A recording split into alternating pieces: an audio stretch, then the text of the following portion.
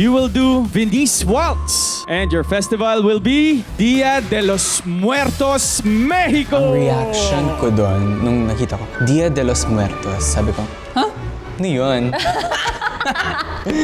Ako familiar ako doon dahil sa movie na Coco. Na-excite lang ako kasi naisip ko si Coco. We're gonna look very Mexican, Dia de los Muertos. Fine. Yes. Found it interesting yung culture nila na they celebrate it in a very colorful and vibrant way. Kasi parang sa atin, when we celebrate the day of our loved ones na who passed, parang it's very solemn. Pero sila parang, let's celebrate, it's their day. We're gonna be dancing Venice Waltz. Yes.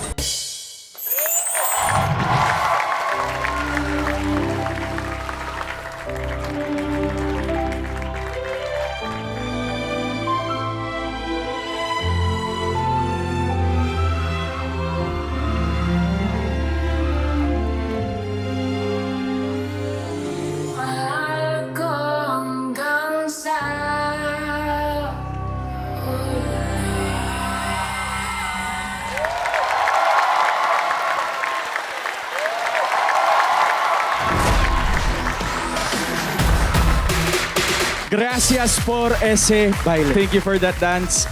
A little trivia lang po. Itong festival na to na nangyayari sa Mexico happens at around November 1 to 2. At ang literal translation po niya is Day of the Dead.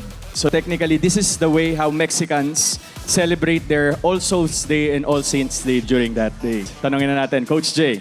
Yung flow nung piyesa nila, sobrang na-appreciate ko kasi hindi ko naman nakikita si Jao na nagli-lift before. Pero ngayon, na nakikitaan ko siya ng ganyan. So, malaking tulong din tong Stars on the Floor para, alam mo yun, para sa mga P-pop na nandito, para mas mahubog lalo sila sa pagpa-perform, pag-a-adjust. May mga parts lang na pag nililift niya, si Chanty, medyo napuputol yung flow. Pero the rest, sobrang na-feel ko yung emotion. Kahit hindi nyo pinipilit na iparamdam. Thank you po. Impressed ako dun sa tindig nilang dalawa. Kasi napakahalaga niyan kapag ganitong klaseng sayaw yung ginagawa nyo at ibinigay nyong dalawa yan.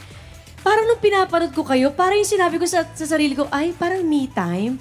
Yung parang sobrang kalmado, relax, ang sarap panoorin, at nasa pool talaga yung puso ko sa pagsasayaw nyong dalawa. Mapuso kasi siya na in a way na hanggang sa kabilang buhay, ikaw pa rin yung mamahalin ko at ikaw lang yung... Andali! May ano dito, Julie! May thought bubble. Hindi, totoo naman eh. Nalala ko siya eh kasi siya lang yung gusto kong ka-partner hanggang sa mawala ko sa mundong to. Siya pa rin yung mamahalin ko. Ganun yung nakita ko kanina, di ba? Coach Louie, congrats kasi ang ganda ng frame nilang dalawa. Like parang dinadala lang kayo ng ng parang alon ba? Para silang nasa alon kanina. Sobrang smooth. Kahit sa smoothness nila kanina, intense pa rin for me yung pakiramdam ko habang pinaparod ko sila. So kahit na ganun yung pyesa na talagang relax silang dalawa, pero mafe-feel ng audience na talagang, grabe, ang intense na nangyayari sa mga puso namin ngayon. So, ayun, yun yung na-feel ko. Congrats. Nice. Thank you so much. you so much. Maraming salamat, Ray. Thank you sa ating Dance Authority. And thank you so much, Jao and Shanti, for that performance. At kung nagustuhan nyo yun, mga kapuso, vote for Shanti and Alamat Jao. Of course. At ito na, mula sa World Dance Fest that honors our departed loved ones, ito naman ang napakakulay ng Mardi Gras Festival ang pupuntahan natin with Paul and Calista Denise. Siguro yung memorable one siya for me. Kasama ko yung buong family ko for the first time. Blended na kasi yung family ko eh. Nag-Japan trip kami. Pinaka-memorable, nag-compete ako dun sa Australia. Kasi first time kong mag-out of country na ako lang mag-isa. First time ko mag-competition. Tapos out of country pa, na-meet ko mga idols na dance icons. Na-test ko din yung self ko na maging matapang.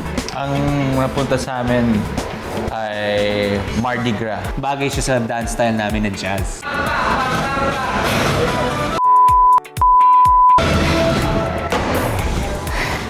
Hindi namin nagagawa yung last pose kasi medyo talaga siya. Mahirap. And it takes weeks bago yan yun eh. kami 2 days lang. 1 day nga lang ako. Kayang-kaya natin yan. Dahil sa performance natin, panis tong piece na to. Panis kayo!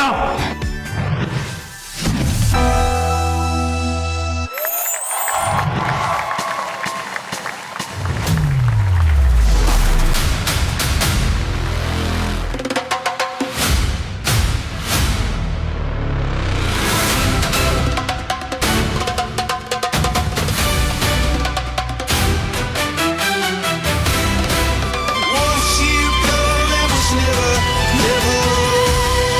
this one. And that was when I ruled the world.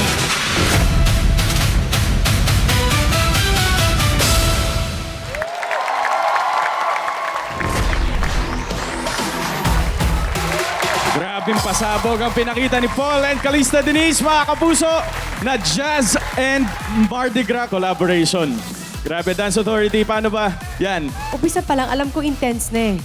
Hindi ako makahinga sa bawat ginagawa nila. Na parang ano ba to?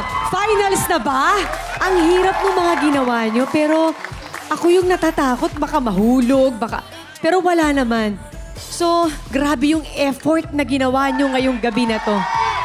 Ang ganda rin ng combination nyo kasi si Denise, yung mga projection niya talagang ang ganda-ganda. Thank you po. Ang husay mo. Tapos nakatulong pa sa'yo si Paul na ang lakas na macho na nalilift ka ng tama at naaayos lahat. Lahat-lahat na to, tita. Lahat ng lakas ko. Kita naman namin, Paul. Kita namin yung effort. Kaya shout out kay Coach.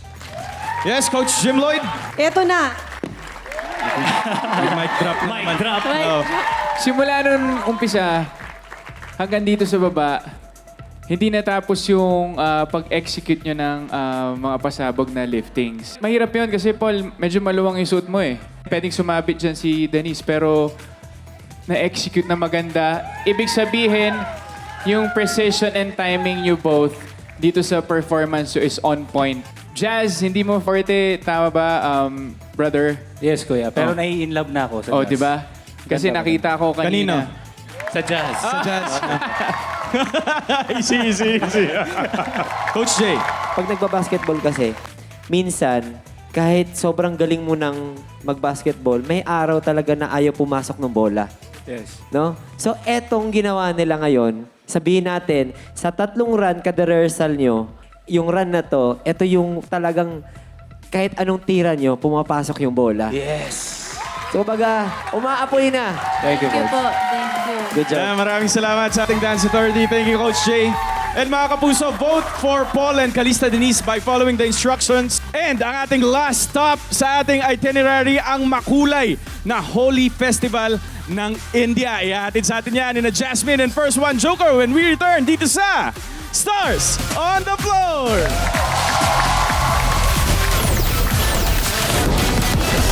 On the floor.